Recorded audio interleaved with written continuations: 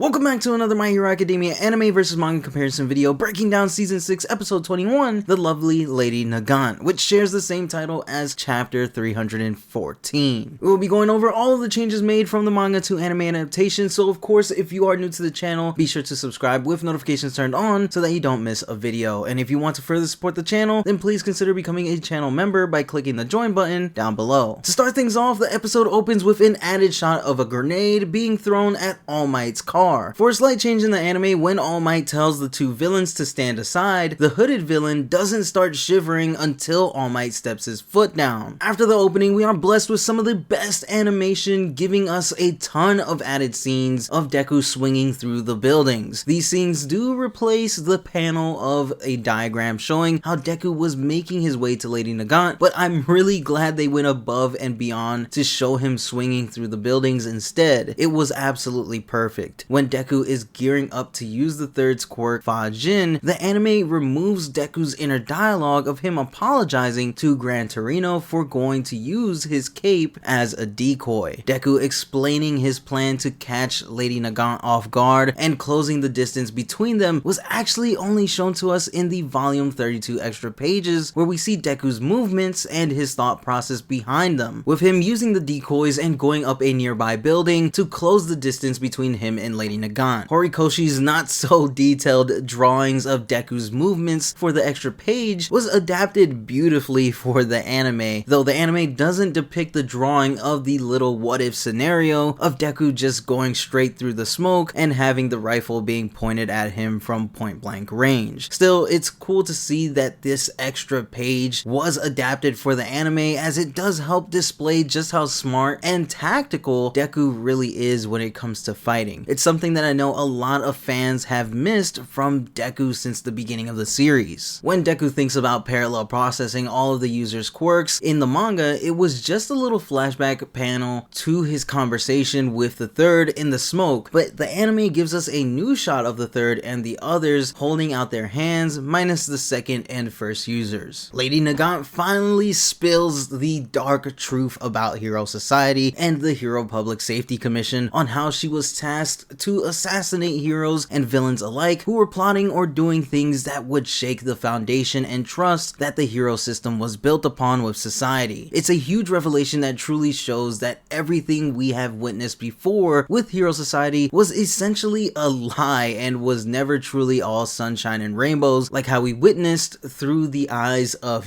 DEKU. This does bring us to a little theory time for the video, as with this new information from Lady Nagant, could this mean that she was possibly tasked with assassinating Kirishima's favorite hero, Crimson Riot? I mean, we never see the man aside from a few flashbacks or a few lines of dialogue that we got throughout the series. Honestly, I think it would be cool if there was a hero that one of the students looked up to who wasn't truly who they said they were, that got sniped by Lady Nagant in secret, thus changing that student's mind and just thought process about Hero Society in general. Let me know what you thought of the little theory time. The anime kind of messes up DEKU's dialogue in the added shot of Nagant making it into the news for supposedly killing a hero, as he says that the media reported that the safety commission were killed after getting into a dispute with a hero, when in the manga it was never public knowledge that anyone from the Hero Commission had even died around the time, or that there was a dispute to begin with. The media only reported on Nagant ending the life of a hero during an argument. After DEKU states that's why he's got to extend a helping hand, the anime adds a shot of Nagant getting frustrated and second guessing herself with her fight against DEKU. When DEKU first spots Overhaul in the distance before the intermission, the anime removes his dialogue yelling out to Lady Nagant if she was done yet because he's got to see the boss. After this, DEKU makes his way to save Overhaul from being shot by Nagant using full 100%, which the animation for this scene looked